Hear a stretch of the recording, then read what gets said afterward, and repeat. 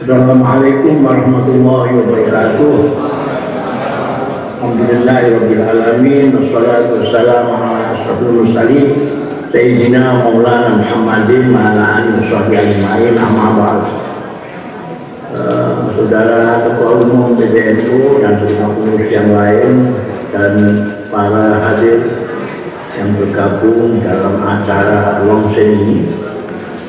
Pertama-tama saya mengucapkan syukur kepada Allah Ta'ala yang memperkenankan saya ikut meskipun secara Zoom menyaksikan acara launching apa tadi theme song dan harus theme song ya tadi satu abad Nahdlatul Ulama.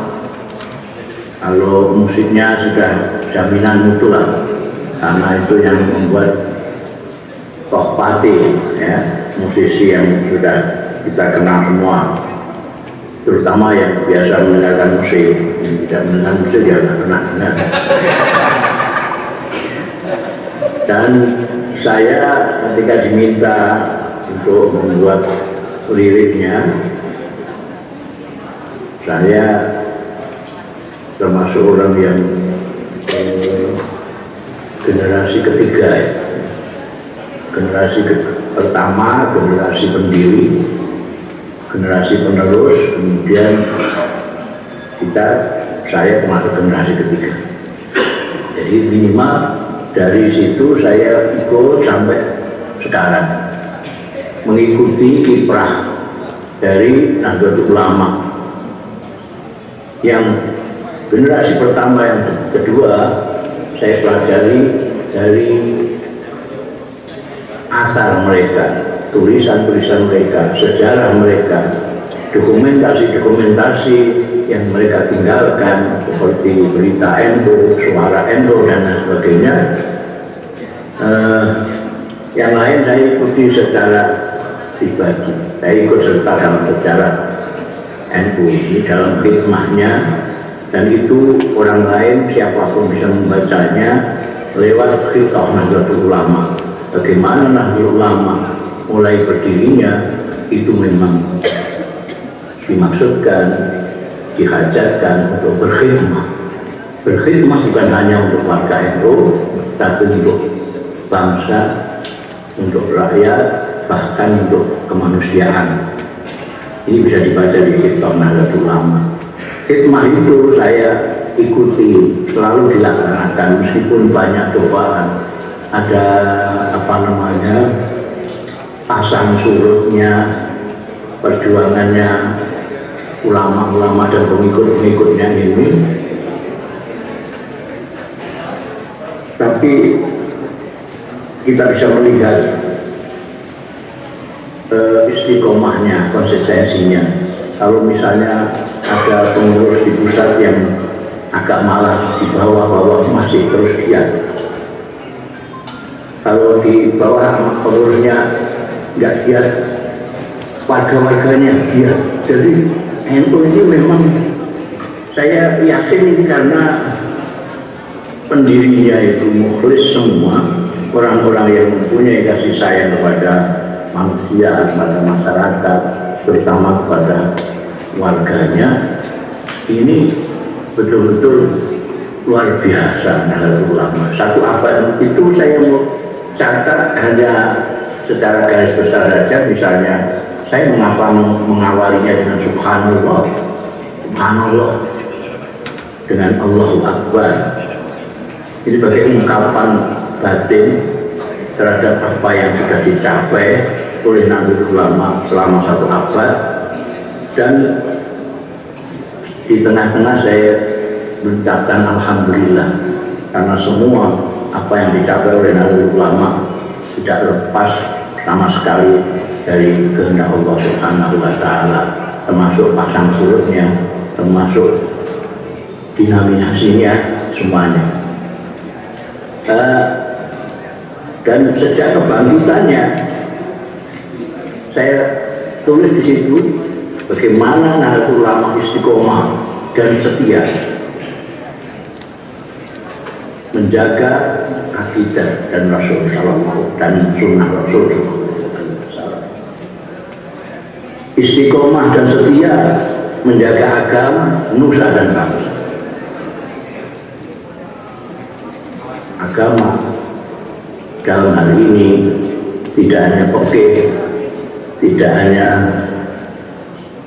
tauhid, tidak hanya segala yang diajarkan oleh Rasulullah SAW dicoba oleh Nahdlatul Ulama untuk membantu orang-orang supaya kalau ingin melihat pelakunya orang Islam ahli sunnah wal jamaah itu apa, tinggal melihat NU. Kalau ingin melihat bagaimana kasih sayangnya Rasulullah SAW, silahkan lihat Kiai NU.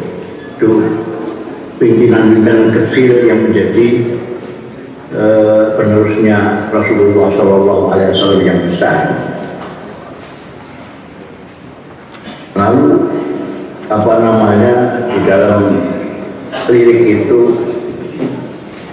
saya mengajak untuk membulatkan tekad untuk melanjutkan amal yang telah dilaksanakan selama ini, baik itu yang bersifat organisasi, kemasyarakatan maupun bahkan manusia.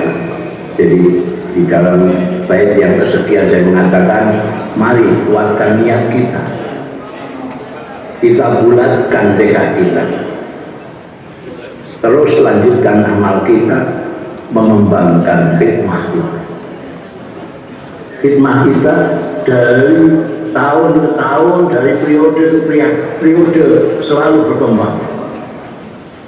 Kita berniat semua apa yang perlu kita layani.